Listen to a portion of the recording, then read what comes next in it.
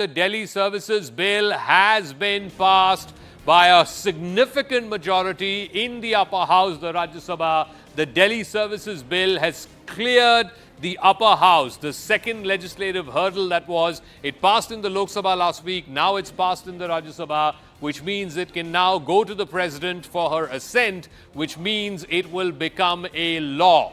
That this three-member committee of the Chief Secretary, the Home Secretary and, of course, the Chief Minister will decide on transfer and appointments of bureaucrats. It will not be just the elected government as was laid down or at least envisaged by the Supreme Court judgment. Now, the Delhi Services Bill, as has been passed by Parliament, first the Lok Sabha and now the Rajya Sabha, will have preeminence and precedence. Let me go across to Pallavi Ghosh, who has more details on this. I was able to pick up the opposition vote figure on this. 102, I think the opposition count was.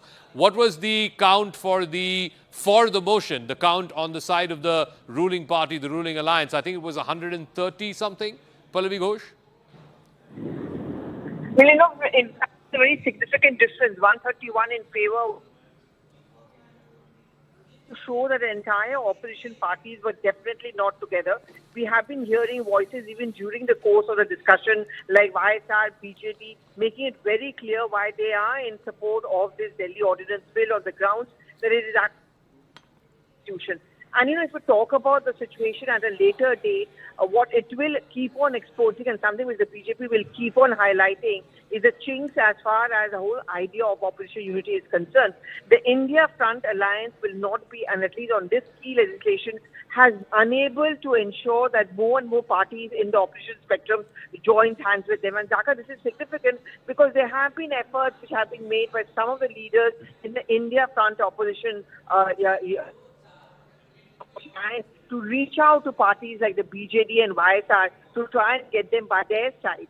The point which they were trying to make is that if it can happen today to Delhi, it can happen tomorrow to you. They didn't clearly cut much ice, and it just goes on to show that as of now, as far as getting the numbers on the floor, even though you don't have that advantage that you have in Lok Sabha, BJP certainly managed to show that it has the strength and a very good flow management as well.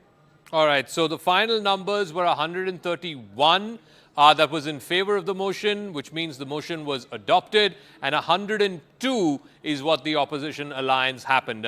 This is a significant jump up for the NDA. Remember, they were not in a majority to get this bill passed in the Rajya Sabha, but then surprisingly, both the BJD and the YSR Congress, Jagan Mohan's party, both decided to back this bill, and that's how they managed to get this bill almost sailed through as far as the Rajya Sabha is concerned. It was 131 in favor of the motion, and the motion got adopted, and it was 102 again. So a significant, almost 20 difference between the opposition numbers and the numbers of the NDA. So Pallavi, this coming a day before the no confidence vote to be taken up in the Lok Sabha starting tomorrow, what may that mean? Because clearly, even in the Lok Sabha, the numbers game is even more starker. The NDA has well over 300, the India Alliance just about 140. But even in the Rajya Sabha, where things were supposed to be close and where the NDA did not have a majority, it seems like the numbers have sailed through as far as the NDA is concerned. This motion has sailed through with 131 members of the upper house voting in favor and only 102 voting against. So the Delhi Services Bill has now cleared what is perhaps the last legislative hurdle, which was to clear the Rajya Sabha, the upper house of Parliament. Right now, it will now be sent to the President for her assent, and thereby it will become the law of the land. Now, whether there will be a further legal challenge to this, we'll have to wait and see, because remember, in the Supreme Court judgment, which came out sometime back in the month of May, I believe, in that Supreme Court judgment, it was very clearly said in paragraph 78 that Parliament can pass a law, and that judgment was not going to be a hindrance to Parliament passing a law. And that is what Parliament has done today. It has passed a law.